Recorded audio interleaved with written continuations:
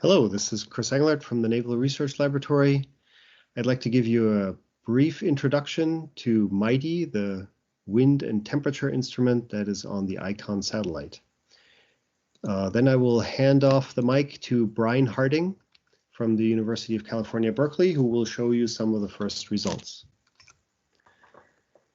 The ICON mission, of course, was designed to explore the space environment near Earth and to discover the sources of its remarkable variability. There are 4 instruments on board, one of which is MIGHTI, to measure the horizontal wind vector profiles and the lower thermospheric temperature. In order to do that, we use naturally occurring air glow emissions of oxygen, the oxygen red and green line, and the oxygen A band. There are actually 2 identical sensor units, MIGHTI A and MIGHTI B, that allow us to measure the wind vector profile, and I will show that in a few slides. Here's a picture of the satellite, fully integrated. The instruments are shown on top here. Now it is flying in orbit with the instruments on the bottom side of the satellite. The launch was on October 10th, 2019. It was a beautiful night launch with a Pegasus rocket, which brought the instruments together with the spacecraft into an almost perfect circular orbit. Now, how do we measure winds?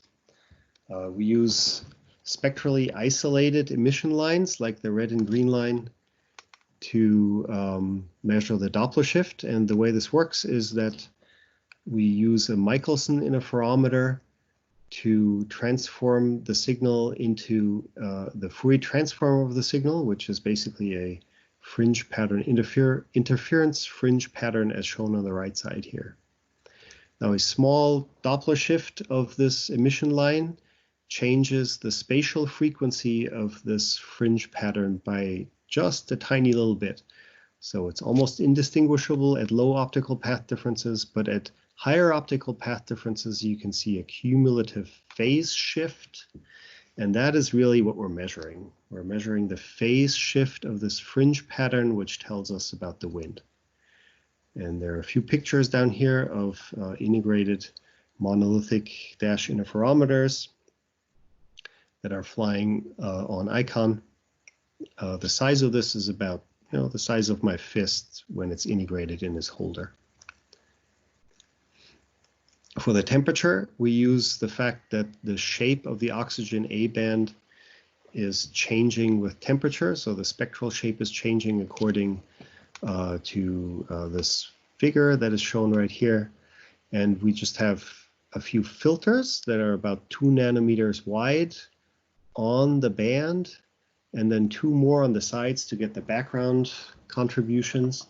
And the relative signals of these filter channels give us the information about the temperature. Now the measurement geometry is depicted here. One MIGHTI line of sight is pointing 45 degrees from the velocity direction, typically to the northern hemisphere. And then MIGHTI B looks backward 135 degrees from the velocity direction of the satellite. And about 7 minutes or so apart, those 2 lines of sight sample the same area in the atmosphere, the same tangent point location. And each one of those measurements makes a determination of the wind speed in the direction of the line of sight. And the combination of those 2 give us the wind vector profile. Now this is what the raw data actually looks like. There are 2 exposures shown here, one MIGHTI A and one for MIGHTI B.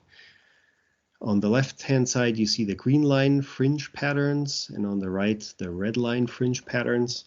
And on the bottom right here, you see an area that is used to measure the temperatures, and you can recognize the 3 channels on the band and then 2 channels on the edges here for the background signal. The MIGHTI A picture shown here is actually with calibration lamps on. There are 2 onboard calibration lamps which allow us to track and correct for the thermal drift of the interferometer. There are a few points I want to make here. All altitudes are sampled at the same time, so there's no scanning mirror that points the line of sight up and down. Every tangent altitude is measured by a different instrument, meaning that the signal goes through different parts of the optics and is detected by a different part of the detector, which means that cross-calibration of the altitudes is key to get the right inversion results. And lastly, to give you an idea of the magnitude of Doppler shift and fringe phase shift that we're looking at here, if you assume a Doppler shift equivalent to about 100 meters per second, that causes a phase shift of only about 1/400th of a fringe. So really small change. That's why we really have to be worried about understanding the instrument completely and correcting all little thermal effects, for example. And this is exactly what it was built for. Now, at this point, I'd like to give the mic to Brian Harding, who will show you some of the first results. Over to you, Brian. Hello, everybody. This is Brian Harding from the Space Sciences Lab at UC Berkeley. Here I'm showing 1 day of MIGHTI zonal winds. That's the east-west component of the wind vector, from 90 kilometers up to 300 kilometers.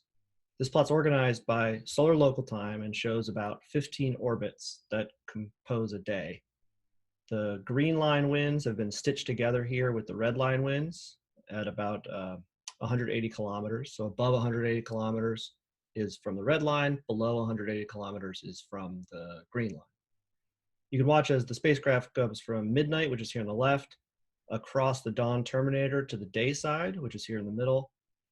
And during the day side, we have full coverage from 90 to 300, whereas at night, the red line and green line emissions become narrower in altitude. So we don't get any usable signal between about 110 kilometers and 210 kilometers. The precession of the orbit is slow, of course, relative to an orbit. So when the spacecraft completes one orbit and comes back around to the same local time, it's at approximately the same latitude, almost exactly. That has an important implication here in that if the entire thermospheric wind structuring were due to migrating tides or other sun synchronous structures, each one of these orbits should look exactly the same. It should have the same pattern. But nevertheless, there's an incredibly rich variety of longitudinal variability that's exhibited here. You know, from one orbit to the next, there's significant structure that exhibits as either small scale patterns here, for example, where you can actually track a disturbance seeming to connect between the green line all the way up to the red line up to 300 kilometers. Or the other pattern of variability is these very strong winds organized in narrow shear layers, sometimes only several kilometers in altitude and reaching up to 150 meters per second. So with a single satellite, it's difficult to tell whether the structures you're seeing changing from one orbit to the next, or even along the orbit, are due to spatial variability or temporal variability. But one way to disambiguate that is to look at multiple days. So here I'm switching back and forth between February 2nd and February 3rd, 2 days, same data. And again, the precession is slow. So on consecutive days, you're sampling you're basically sampling the same locations on Earth. It's clear from these data that some of these shear layers, these localized, narrow, strong winds, seem to persist, where from one day to the next, so for at least 24 hours. Yet other structures vary significantly from day to day. They show up one day and the next day they're gone. So it's as if some of these structures are pinned to the Earth. This particularly strong layer here seems to be localized off the east coast of the United States, up here in the mid-latitudes. So these strong shear layers, of course, have been seen before, and particularly by chemical release trails. But these MIGHTI data show that they're ubiquitous. Even in daytime, even at low latitudes, and they're widespread. They exist over thousands of kilometers of horizontal distance, and they last for 24 hours. They're there the next day. So this kind of variability is really a key science target for ICON. In particular, how it will drive the variability in the dynamo electric fields and therefore variability in the ionospheric density. This is some work by Jonathan Makela comparing our MIGHTI winds to ground-based observations of the wind. So he compared 74 coincident observations between MIGHTI and this ground-based Fabry-Perot in Urbana, Illinois. Of course, there's very different viewing geometries involved here. The Fabry-Perot looking up measures some sort of altitude integral of some weighted average wind.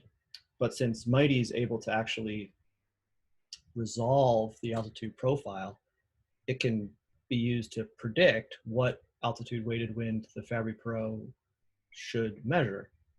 And then you can compare that to the actual measurement. And that's this plot here on the bottom left. So each one of these dots is a coincidence or a near coincidence within a couple hundred kilometers of MIGHTI tangent point with the FPI 250 kilometer Pierce point. So there's really a remarkable agreement here given the differences in the viewing geometry. So that's very encouraging. The slope is near 1, which of course means that the variations seen by the FPI match the variations seen by MIGHTI. More exciting though is the fact that it validates the zero wind reference.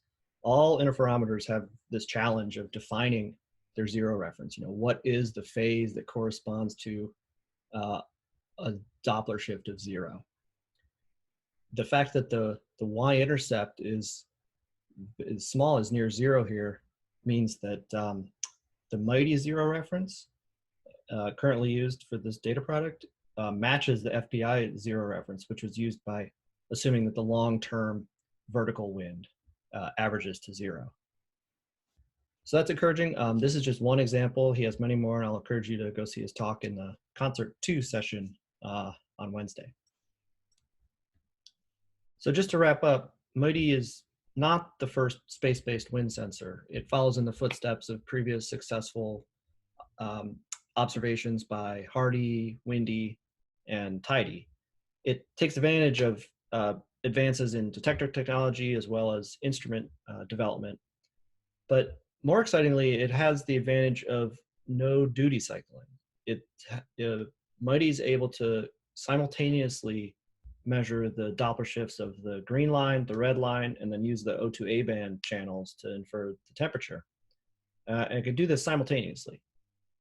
So although previously I just showed 2 days of zonal wind data, we of course have meridional wind data and temperature, and we have it nearly continuously for 6 months. These data are becoming publicly available starting the week of CEDAR. But maybe the most exciting thing to me about this new data set of winds and temperatures is that it exists in concert with these other collaborative data sets.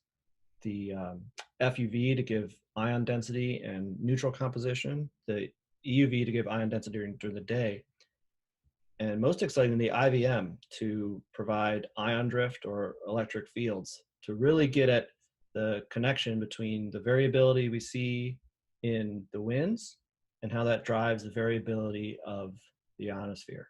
And that work is currently underway. If you're interested in using the MIGHTI data or any of the ICON data products, I'd encourage you to attend the ICON session of the data tutorial, where we'll be going in depth into each of the data products, the do's and the don'ts, and to help get you started. Thank you.